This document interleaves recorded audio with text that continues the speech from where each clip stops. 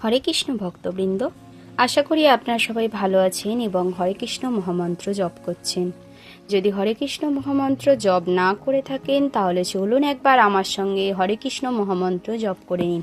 হরে কৃষ্ণ কৃষ্ণ কৃষ্ণ হরে হরে, হরে রাম রাম রাম হরে হরে। হরে কৃষ্ণ।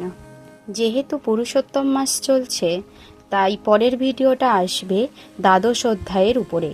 যে 20খানা শ্লোক আছে দ্বাদশ অধ্যায়ে, তাই পুরুষোত্তম মাসে পাঠ এবং শ্রবণে আপনাদের অধিক পরিমাণ পুণ্য লাভ হবে। যে ফল আপনারা কোনো একাদশী বা অন্য কিছুর মাধ্যমে পান, সেটা এই অধ্যায় শুনলে এবং এই সময়ে যে হবিষান্ন ভোজন করলে তার অধিক ফল আপনারা পেয়ে যাবেন। তো পরের ভিডিও আসবে ওই দ্বাদশ অধ্যায়ের উপরে, ভক্তিযোগ, তার উপরে আসবে পরের ভিডিওটা। তাহলে চলুন আজকে ভিডিওটা তাহলে শুরু করা যাক।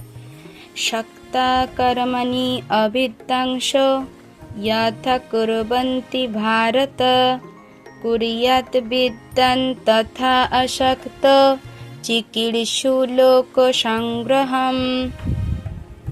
শক্তা শব্দের অর্থ কি? আসক্ত হয়ে, কর্মণি শাস্ত্রোক্ত কর্মে, অবিদ্যাংশ অজ্ঞান মানুষেরা, যথা যেমন, কুর্বন্তি করে, ভারত হে ভরতবংশীয়, কুর্যাৎ কর্ম করবেন, বিদ্বান জ্ঞানী ব্যক্তি, তথা তেমন, অশক্ত আসক্তি রহিত হয়ে, চিকীর্ষু পরিচালিত করতে ইচ্ছা করে, লোক ও সংগ্রহম জনসাধারণকে।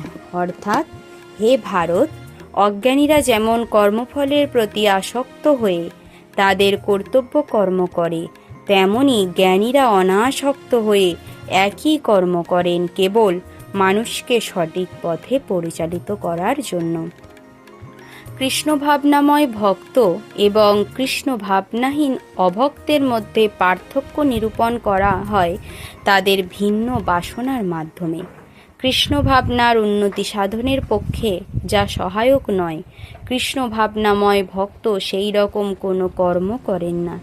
এমনকি অবিদ্যার অন্ধকারে আচ্ছন্ন জড়জাগতিক কার্যকলাপে আসক্ত মানুষের মতো তিনি একইভাবে নিযুক্ত হলেও একজন ইন্দ্রিয় তৃপ্তির জন্য এই ধরনের কার্যে নিয়োজিত, কিন্তু অপরজন নিয়োজিত শ্রীকৃষ্ণের প্রীতিবিধানের জন্য। তাই কিভাবে কর্ম সম্পাদন করতে হয় এবং তার ফল কৃষ্ণ ভাবনার উদ্দেশ্য কিভাবে নিয়োজিত করতে হয় তা মানব সমাজে প্রদর্শন করার জন্য কৃষ্ণ ভাবনাময় মানুষের প্রয়োজন।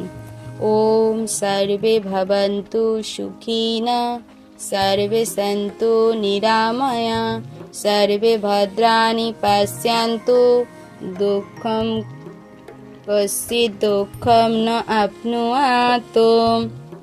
ওম শান্তি, ওম শান্তি, ওম শান্তি।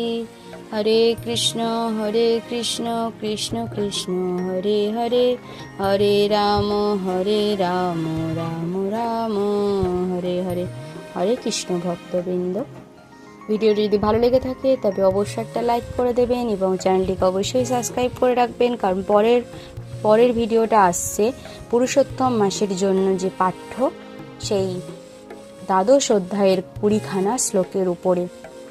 ভিডিওটা একটু বড় হতে পারে, তবে আপনারা অবশ্যই সেই ভিডিওটা শুনবেন নিজেদেরকে আধ্যাত্মিক ফল লাভের জন্য।